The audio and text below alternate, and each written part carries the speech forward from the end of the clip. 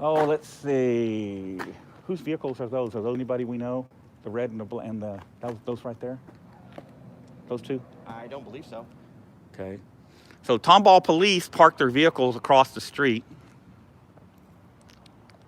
It says Tomball ISD property. Yeah.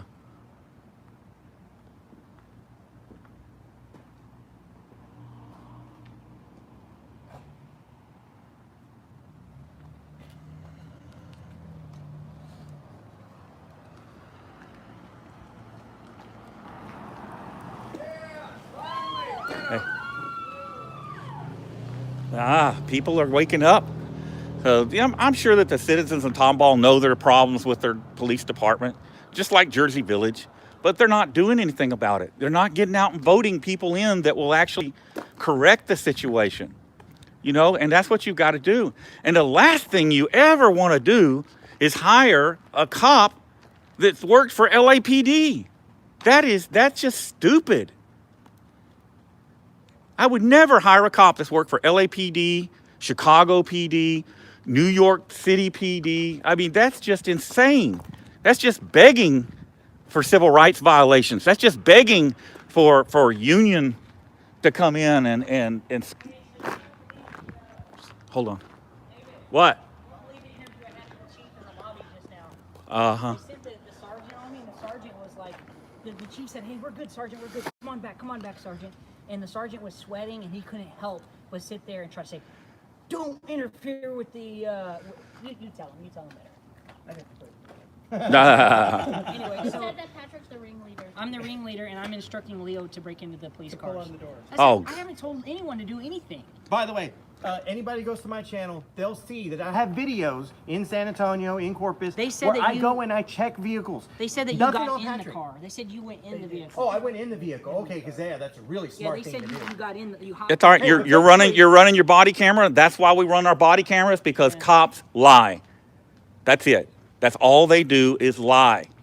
Yep. Their job is to lie and ruin your life. They are not here to protect and serve. Look what it says on the side of their car, protect and serve. It's a lie. David, you're the ringleader. Oh, whatever. I've been called worse than that. But that's what they do. They lie. Trolls were calling up and giving your name, and they had it on the screen, your photo on the screen. Oh, say that again. So the trolls were calling in, and they were giving your name to dispatch, and they had a whole profile pulled up on you on the big screen in the lobby. Woohoo! Yes. They got the Fusion Center report on me. Like I care. Like I care. It's just stupid. Somebody says, just posted, it is a crime in Texas to leave an unsecured firearm in an unlocked vehicle. Okay. So where are the charges at then? Oh, they're not going to charge one of their officers. Exactly. Dude, They're not gonna- LAPD. He Exactly. came from LAPD. That's like down. That's like line game. Yes, Above exactly. the law. That's Above it. the law. That's it. That's it. Like I said, they know Floyd ID'd. She came back up and asked, did he ID while he was detained? And the officer told her, yes, he did. We're running him right now. They know he ID'd. They still lied. She still lied to the district attorney to get the charge.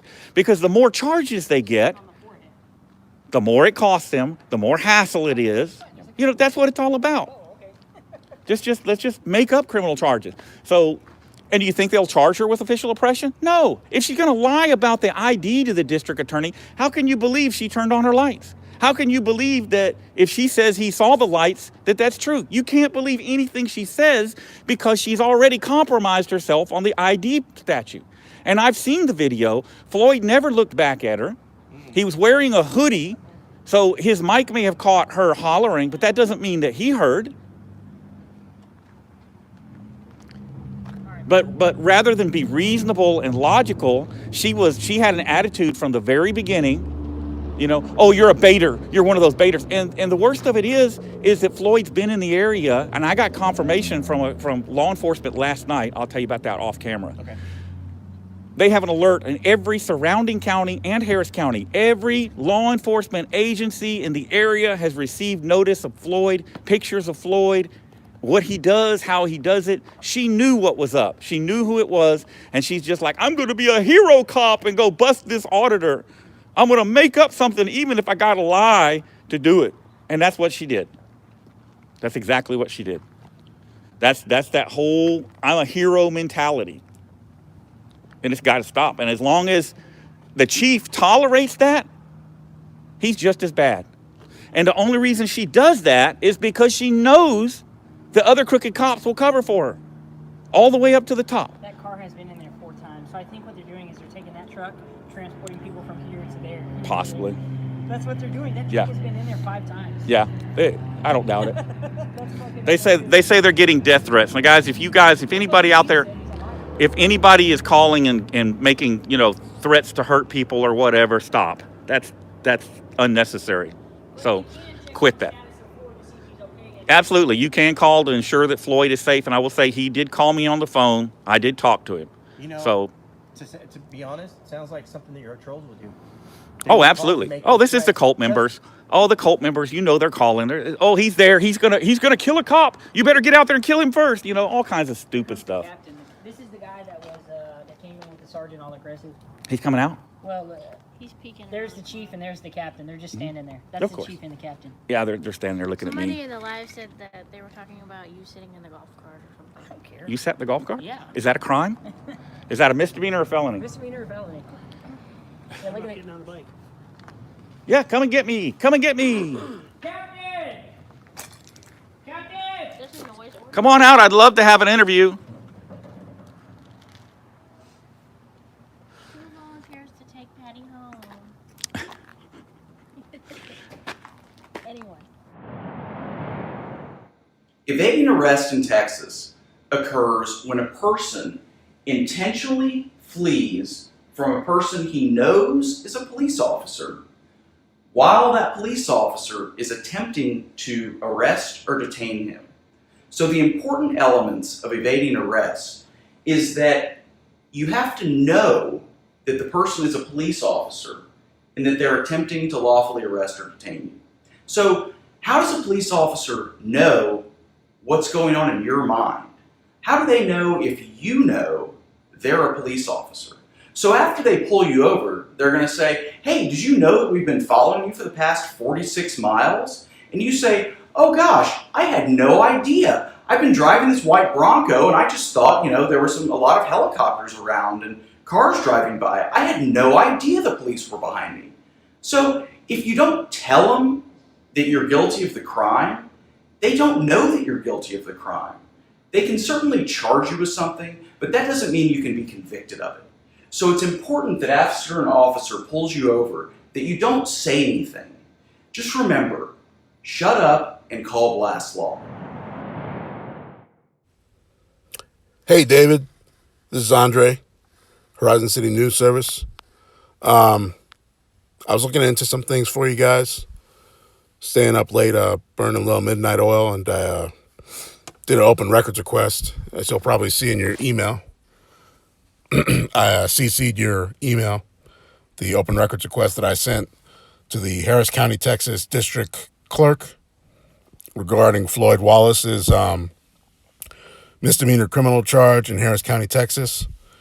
Now, as you know, he's already been charged in Montgomery County earlier this month, but the charge that he just got here in Harris County, Texas, or over there in Harris County, Texas, that's the one I just did an open records request for. I'll, in the future,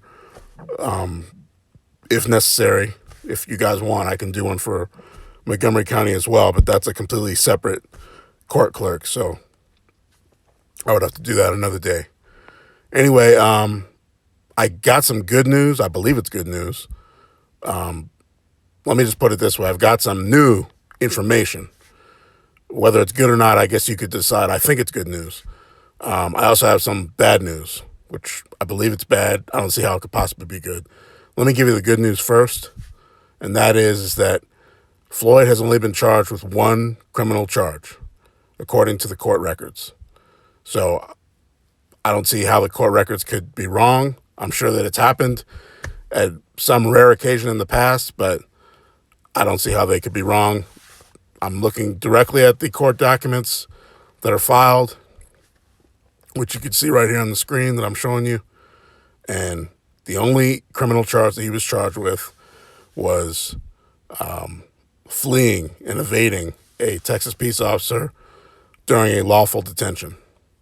So during his investigative detention, when he was told to stop, according to the police, he did not do so. Now, obviously, he hasn't been convicted of that crime yet, so that's what he's, charged with. That's what they're alleging he did.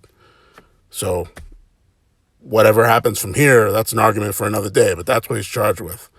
The reason I say that is because you had mentioned that the female police officer had apparently tried to or did initially charge him with a violation of Texas Penal Code 38.02, the failure to ID statute, which we know has a long history in Texas of being misinterpreted or maliciously abused by law enforcement.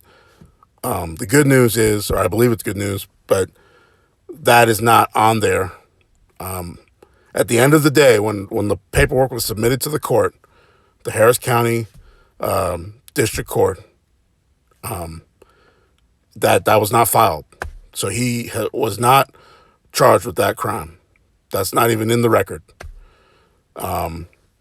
Now, I've done an open records request, as I mentioned, for the probable cause affidavit or whatever affidavits, if there's more than one. So, once I get my hands on that, I'm not sure if you already have that, so I went ahead and filed an open records request for it. If you don't have it, I'm going to end up getting it. If you already do have it, then that's great. But anyway, I don't have it, so I was just curious what was written in there. If you have it, just email me back and let me know, because I'm curious what was actually written in there. Because a lot of the times what gets written in there, as we both know, is not always the truth, and it doesn't match up with body cam videos. So, time will tell how this all works out. But like I said, one piece of news, which I believe is good news, is that Floyd has only been charged with one crime. Now, you would think initially, because he's only been charged with one crime, maybe that would mean that he would have a lower bond. But unfortunately, that's not how it worked out. Instead, his bond is even higher than you guys were discussing. I remember somebody at some point was mentioning that his bond was $2,000. That's not what apparently is going to be handed down. The district attorney is pressing the court to make his bond $3,000. Now, from the records that I saw in the filings for his case, the case just got filed just yesterday. So, and obviously it's a weekend, so, or it was, now it's Monday morning, but obviously the judge has not ruled yet on what's going to happen. But, my gut feeling is that the judge, for whatever reason, is probably going to agree with the district attorney, for that bond amount. And the reason being is, just earlier this month, as we both know, he already got charged with interference with public duties up in Montgomery County in Conroe. So, and again, he's not convicted of that crime either, but basically he's in the situation that I got myself into back in early 2019. I got arrested January 14th, 2019 for, according to the police, I got arrested for interference with public duties and resisting arrest on January 14th, 2019. Fast forward to April 20th, 2019, I got arrested again for interference with public duties. I was smart enough not to resist arrest the second time. And resisting arrest doesn't take much, by the way, as you know. I mean, all I had to do was just, say something and tense up my arm, and they called it resisting. It was stupid. But anyway, so I got 3 criminal charges. And so that, even though nothing was violent or crazy or anything like that, the way they word things on paper, when it gets in the DA's hands, as you know, they're able to make you look like a monster. And that's when they start saying to the court, oh, well, we need to make his bond higher. We need to have him have all these, requirements to be put on bond or bail, to be released from jail. And speaking of that, let me mention that, as you can see here on this picture, the district attorney is playing the same games that the El Paso County, Texas district attorney was doing with me. They're putting on all sorts of unnecessary restrictions on Floyd for him to be released. That's what they're requesting from the judge to approve of. So unless Floyd has a good lawyer that is going to try to fight to remove some of these things, that's what the judge is going to agree to. And Floyd is going to be required to do things that have nothing to do with being arrested for filming the police or filming government buildings. They're going to make him do drug and alcohol tests, have electronic monitoring. They're just trying to pull out any stop they can to slow him down and shut him up. They probably, who knows, at these fusion centers and all these government information data centers that are watching the activist community, I mean, somehow, some way, they probably knew that he was in town or he was on his way. So by the time they got him into the system and arrested, or by the time he was even at where he was, they already knew that he was coming. They already knew who he was. And they probably looked at him like fresh meat, because since he's out of state and, he doesn't have a place to stay here and he doesn't have maybe a lawyer set up, that type of thing, he's just got a lot less connections to the community. That makes him more vulnerable. So I just feel like they just have the deck stacked against him even more than some other activists that they might have arrested. So, February of 2021 has not been friendly to Mr. Floyd Wallace, and I feel really bad about that. So I donated what I could towards his first bail up in Conroe, which wasn't much, but I gave what I could. And then also, it wasn't much that I gave, but I gave what I could this second time. But if he wants to do cash bail, it's going to be, some serious digging in pockets, for most people, because it's $3,000. Now, if you want to go to a bail bondsman, I don't need to explain all this stuff to you, but, if you want to go to a bail bondsman that accepts you guys, then you can do the 10% thing and probably give $300, which you'll never see again, and get them out that way. You guys will have to decide all that. But that's where everything stands right now as of February 22nd, 2021. We both know that Floyd's still in jail as of right now. And I just wanted to make this video to basically, clear all the fog and smoke surrounding, just his status regarding, his arrest and what he's being charged with. So as of right now, as far as I know, from the records that I found at the Harris County, Texas District Clerk's Office, which did not include the probable cause affidavits, by the way. That's why I did an open records request for those, waiting on that. But the records I did find show that he's charged with one criminal charge in Harris County, Texas, one criminal charge in Montgomery County, Texas. Montgomery County, Texas was interference with public duties. Harris County, Texas, the most recent one, is the fleeing and evading statute for Texas, where he did not, according to the police, he did not surrender and submit to, an investigated detention when he was told to stop. And they claimed that he fled. So that's where everything stands right now for that. And I'll just be doing my thing, just watching you guys and trying to get more records. I'm proud of all you guys showing up and trying to support Floyd like that in jail. I'm sure that means a lot to him. And just the mental aspect. A lot of people don't even think about this much, but just the mental aspect of being in there and knowing that people are out there, even if they don't have a dime in their pocket, but if they're out there at least supporting you in some way, even just saying positive things about you and, saying free Floyd, I mean, that means a lot, especially for someone who can hear it down the hall.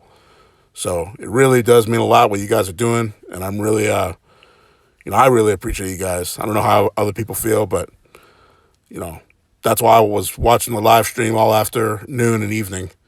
I dropped everything I was doing when I saw what was going on. So anyway, say hello to all those guys for me. And I'll be in touch with you guys, trying to get any other records that, for whatever reason, you guys need that maybe I could help you with, that somebody else isn't looking up for you. And, that's where things stand with Floyd. He's got 2 criminal charges. The DA is trying to make his bond go as high as they possibly can. Same thing they did to me in 2019 here in El Paso County, Texas. So that means Floyd is, 90% or 99% chance, unless some lawyer fights on his behalf, that he's going to have a bond of $3,000. And then just as important, I think that this needs repeating, is that he is not going to be just, if he does go on bail, if he does post bail, okay, well, there you go, Mr. Wallace. You're a free man. Just show up to court later. No. What the DA is trying to do is they are trying to physically restrict him from basically, in my opinion, film the police in government buildings. And by doing that, or the way they're going to try to accomplish that is they're going to put him on all the monitoring systems they have, alcohol and drug tests. So that means who knows how many times per week he has to show up at some government building or some contracted company to take some sort of test. And who knows if he even has to pay for that. Sometimes the government makes you pay for that stuff. Then there's going to be electronic monitoring. He doesn't even live in the state, so I don't know what address they'd even try to, force him to be electronically monitored at. That would be kind of weird, but that's what they put on there as well. They just had a bunch of requirements, which you can see on this paper here. So, I mean, that's, to me, the amount of money to get out of jail, that's harsh enough. But all these requirements, once he's out on bail, I mean, he's really pissed somebody off. Or other people have pissed off this government organization or this whole government system. And now Floyd is being the sacrificial lamb. He's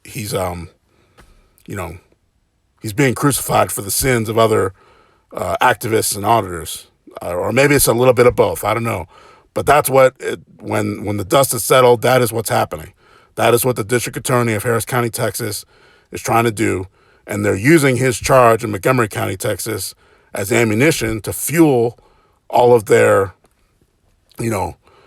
all of this extra stuff they're trying to do to him. All these requirements, they marked every X on every box, as you could see, and they're trying to give him, in my opinion, the highest amount of bail they possibly could legally under Texas state law, according to the Texas Code of Criminal Procedure.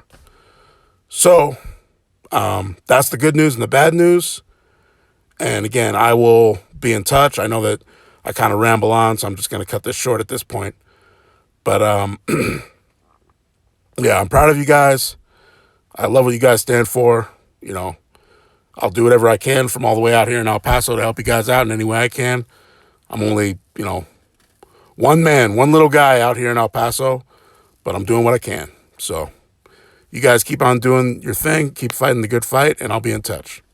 All right, guys, talk to you later. Bye.